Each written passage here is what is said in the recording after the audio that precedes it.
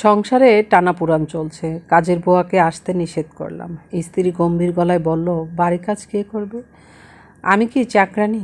স্ত্রীর কথায় হতভম্ব হয়ে গেলাম। সংসারে কি এমন কাজ? রান্না, কাপড় ধোয়া, ঘর পরিষ্কার করা ছাড়া বাড়িতে কোনো কাজ নাই বললাম।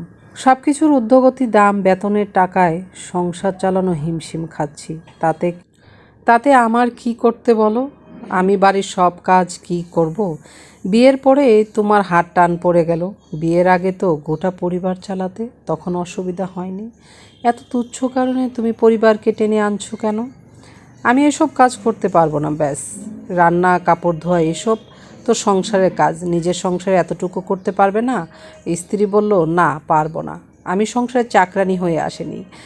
স্ত্রীর কথায় ভীষণ রাগ হলো। এই কেমন মেয়ে রে বাবা বিয়ে করলাম, যে সংসারের অবস্থা বুঝে না, অর্থনৈতিক সমস্যা বুঝে না। এক সপ্তাহে ছুটি নিলাম অফিস থেকে। দুদিনের বেলা স্ত্রী বলল, অফিসে যাও না কেন? কালকেও যাওনি, আজকেও গেলে না। ওকে মিথ্যা বললাম, অফিস ছেড়ে দিয়েছি, চাকরি করব না। স্ত্রীর চোখ মুখ ফ্যাকাশে হয়ে গেল। বলল, কেন? চাকরি ছেড়ে দিয়েছো মানে কি? সংসার চলবে কি করে? আমি কি এই সংসার চালানোর চাকর নাকি? এভাবেই বললাম।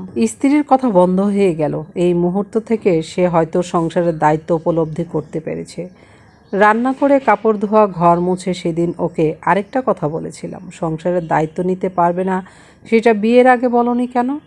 ঘরে শোপিস হিসেবে সাজিয়ে রাখার জন্য বিয়ে করে আনিনি। সংসারে কাজ করলে চাকরানি হয় না, বরং সংসারকে যে নারী আগলে রাখে সেই ঘরের রানী হয়ে থাকে।